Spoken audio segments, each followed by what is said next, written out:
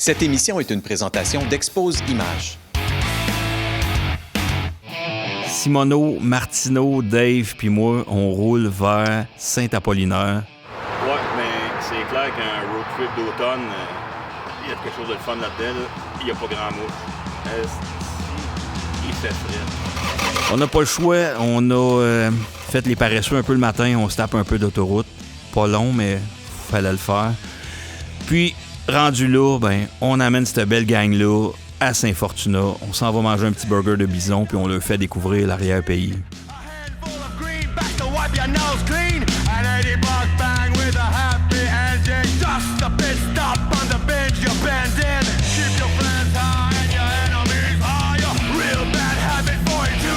La gang de la Ronde, c'est toutes sortes de motos. C'est des baggers, c'est des routières, c'est des motos sportives. C'est des gens qui roulent avec des motos d'inspiration années 60, des petites choppers avec tank pinottes. C'est une communauté qui est vivante dans la région de Québec. C'est des gens qui se réunissent fréquemment dans la baie de Beauport. C'est une belle gang à découvrir et à rencontrer. Fait que nous autres, on a profité qu'on connaissait le chemin un peu pour leur faire voir le plus de paysages possible. Puis comme c'est Martineau qui leadait, eux autres... La gang de la Ronde, ils le savent pas, mais Martineau, lui, il aime ça rouler dans la garnotte. Puis en plus, Martineau, lui, il aime pas ça rouler avec un GPS. Fait qu'on a fait 3-4 détours. On s'est ramassé dans des chemins fermés. On s'est ramassé dans des chemins que nous autres, on considérait carrossables, mais visiblement, c'était pas toujours le cas. On est arrivé à Saint-Fortuna. On a mangé comme des cochons. Puis, on a jasé avec Tigui, Alex Laperrière, puis Caroline. On a parlé moto, puis on a parlé de passion. Puis finalement, on a parlé de tout puis rien. Puis ça a été une maudite belle rencontre.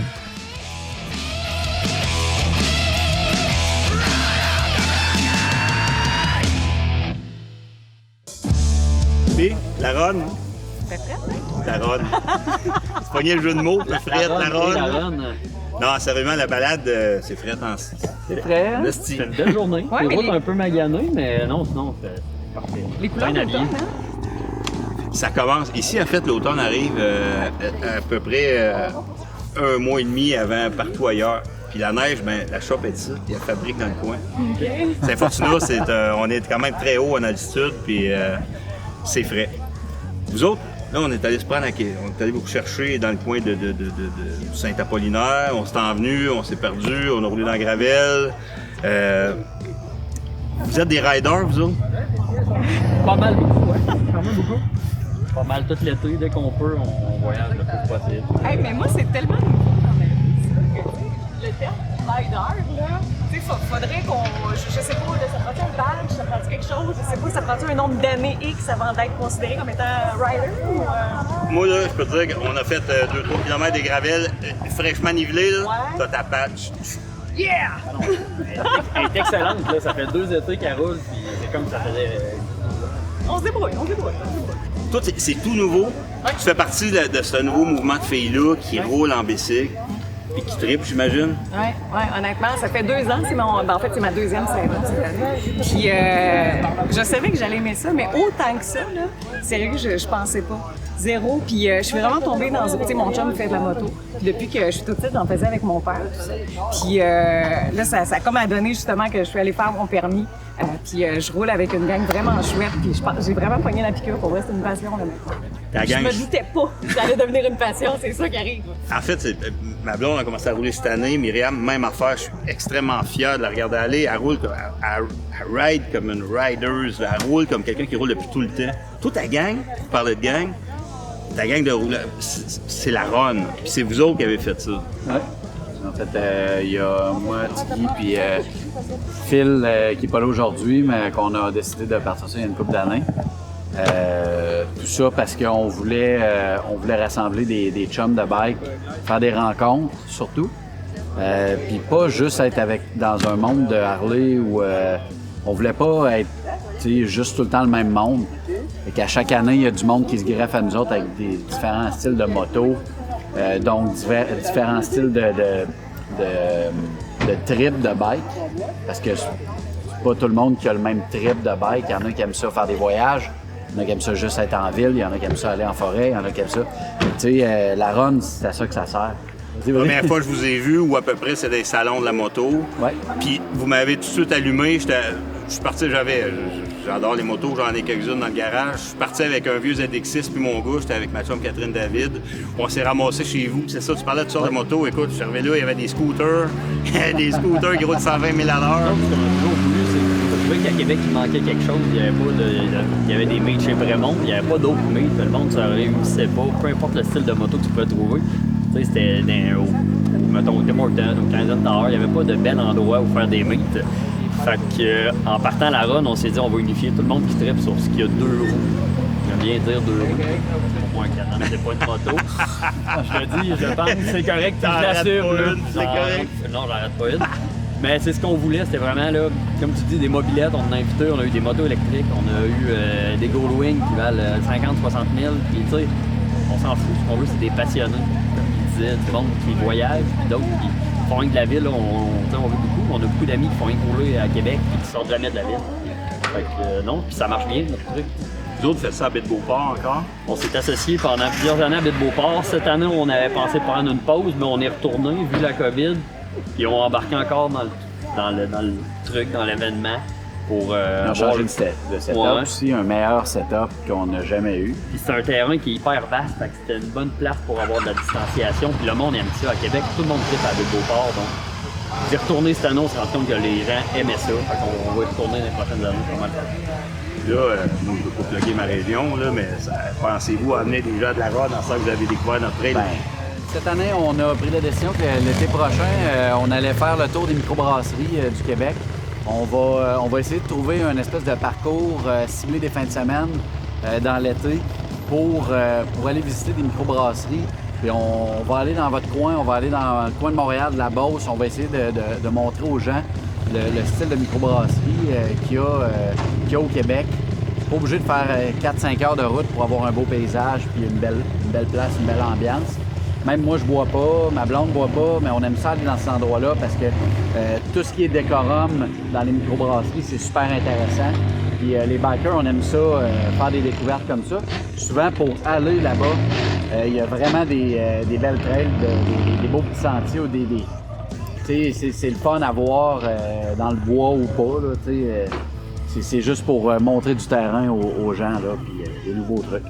On l'a dit beaucoup au long de cette road trip-là qu'on se fait entre chums. Cet été va avoir servi, l'été de marde, de COVID, va avoir servi à découvrir notre chez nous, ce qui est quand même un pas mauvaise patente, là, qui aurait dit ça au début de l'été, mais... On va prendre ça positif, là. Ah oui, on va garder clair. le positif dans le gros négatif qu'il y a eu, là. Hey, mais honnêtement, pour ma part, je sais pas pour vous, mais moi, j'ai jamais autant découvert le Québec que cet été, justement, à cause de la COVID. T'as raison. Toi, tu parles de découvrir le Québec, dans la vie, Dans la vie. dans la vraie vie, je sais pas d'où tu viens exactement, mais tu animes à la radio, tu es Ouais. chroniqueur à la télé. Ouais. Puis tout ce qui est patente à gaz, Ben, j'irais pas jusqu'à dire que je connais ça comme, mettons, un mécanicien ou une mécanicienne, là. Mettons, me beurrer les doigts sur un moteur, je fais pas ça.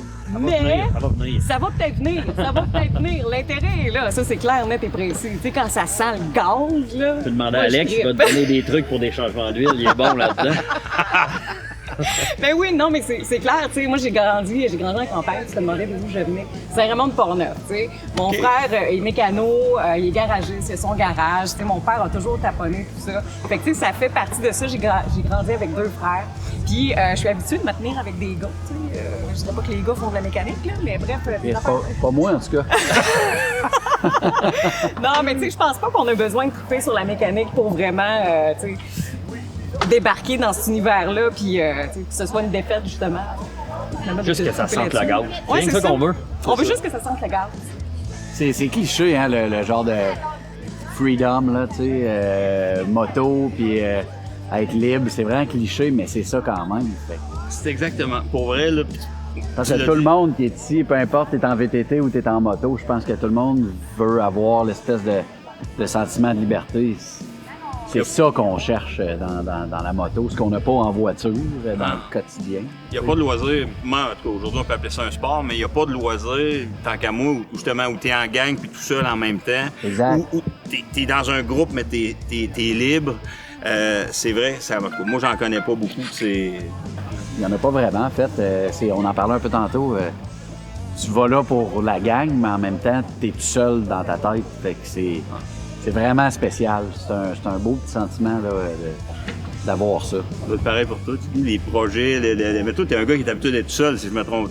Dans ton travail, Je travaille avec beaucoup de gens, là. Je gère quand même beaucoup d'employés, mais non, le fait de se retrouver comme en moto, c'est un moment où c'est que tu décroches complètement. Là. Tu passes ta semaine avec le gouvernement un peu, puis tu travailles avec des gens, c'est du 8 à 5, du 7 à 4, peu importe l'horaire, mais c'est un horaire fixe avec des lignes directrices. Là. Tandis que là, en moto, tu t'en vas, tu pognes tu sais, comme on a fait tantôt, il y a un détour, tu changes de track, puis tu sais pas de que tu t'en vas. Il y a un détour, un autre détour. Puis, tu sais, non plus, on le savait pas. mais non, mais c'est ça qui arrive, là c'est place à l'imagination tout le temps. Là, t'as un point X, c'est soit que tu vas dormir chez vous ou tu vas dormir à quelque part, mais tu sais, tu vas rouler toute ta journée, puis tu vas y aller au feeling avec les odeurs de moufettes, puis les odeurs de préféré, pleurs. hein? J'aime tellement les moufettes. Je l'ai vu une morte aujourd'hui, j'étais content. Écoute, merci bien gros. fait Fait que plaisir. je me permets d'appeler Lap, Tiggy, Caro. J'espère que vous allez aimer le point quand on va retourner tantôt. Pogner la ligne croche droite sur l'asphalte, ça va bien aller. Merveilleux.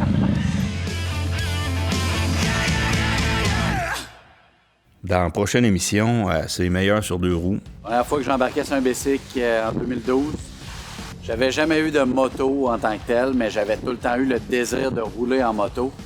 Depuis que j'étais jeune, je voyais des motos, ça me parlait. Je voulais vraiment faire partie de cette communauté-là. J'ai acheté un Harley Sportster 72 avant d'avoir mon permis pour me botter un petit peu le cul là, pour prendre mon permis dans l'année qui allait suivre. Et que depuis 2012, je roule en Harley. J'étais un gars de gang, j'ai tout le temps été un gars de gang, puis la moto, on dirait que toutes les fois que je voyais le monde passer, j'ai tout le temps eu le désir, là, ça me parlait pas mal. Cette émission était une présentation d'Expose Images.